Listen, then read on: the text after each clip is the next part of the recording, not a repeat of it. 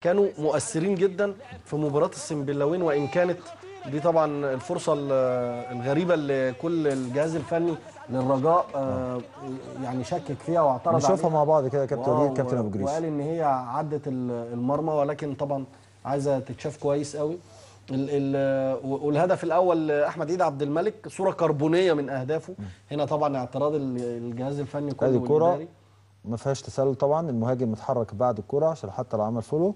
وادي علي فرج حارس مرمى فريق حرس ان هو خدها ودخل جوه ولا لا؟ الكوره جون. لا الكوره جون يعني هنا لا كده جون. نمشي الصوره كمان يا بيومي لو سمحت، نمشي الصوره نشوف هتنزل فين كمان. هي كده في الهواء تنزل فين؟ نمشي نمشي نمشي نمشي. هي في الهواء جون. نمشي نمشي نمشي نمشي. لا يعني الكابتن محمد عباس لا يلام على هذه اللعبه، لان المفروض توجيه اللوم للمساعد الاول لان هو شايفها. وطبعا شايفين رجل علي فرج حارس المرمى الشمال تقريبا على خط جون، اللي هي الشمال اللي بره، فما بالك والكره جوه.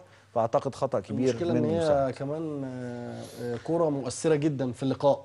يعني النتيجه كانت تعادل بدون اهداف، فلو فريق الرجاء احرز من دي الهدف متهيألي ان هي كانت تفرق صعب الموقف قوي على الحرس جدا.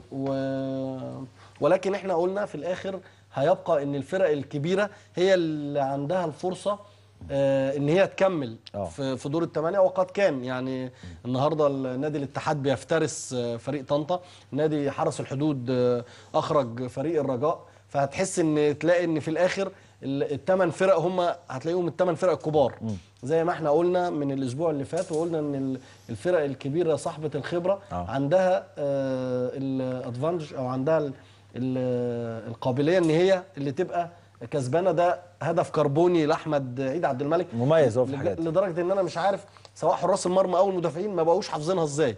يعني هو خلاص احمد عيد عبد الملك من يمين او من شمال بيلم وبيحطها في البعيده، سواء بيمينه او بشماله. فبالتالي يعني انا بحييه على دايما الهدف. وكابتن محمد صلاح ابو جريشه كان استاذ في الحاجات دي. دايما الهدف لما يبقى هو ويتكرر دي موهبه كبيره، ودي خلاص بقى دي مهاره منك. احمد عيد عبد الملك عملها مليون مره دي، بيخش لجوه وبيقطم وبيحطها برجله الشمال، لو من الناحيه الثانيه هيقطم لجوه ويحطها برجله اليمين في الزاويه العكسيه. فالهدف ده جه كتير على فكره. احمد عيد عبد الملك كابتن وليد من احسن الناس في مصر اللي بتلعب برجلها الاثنين. ما تعرفش هو اشول ولا بيلعب برجل اليمين. شايف يعني الكره استلمها عمل كنترول بالقدم اليسرى، وبعدين هيأ نفسه وبعدين صوب بالقدم اليسرى. يخيل ليك ان هو اشول رغم ان هو بيلعب برجله اليمين، وهو بيلعب بالاثنين الحقيقه بشكل جميل جدا. طب كابتن وليد الهدف اللي لم يحتسب لفريق الرجاء، اعتقد لو كان احتسب كان هيأثر في المباراه، وكان ممكن تنتهي بنتيجه مخالفه. اكيد لان الفرق كمان اللي هي بتلعب على الزون ديفنس او على الطريقه الدفاعيه، لما كمان بيحرز هدف بيكتر من دفاعاته.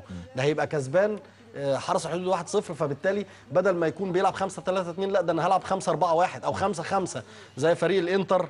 الميلان لما لعب ضد برشلونه ما كانش ليهم حل غير انهم يلعبوا 5-5 عشان يوقفوا اي ثغرات واي مساحات ما بين الديفنس.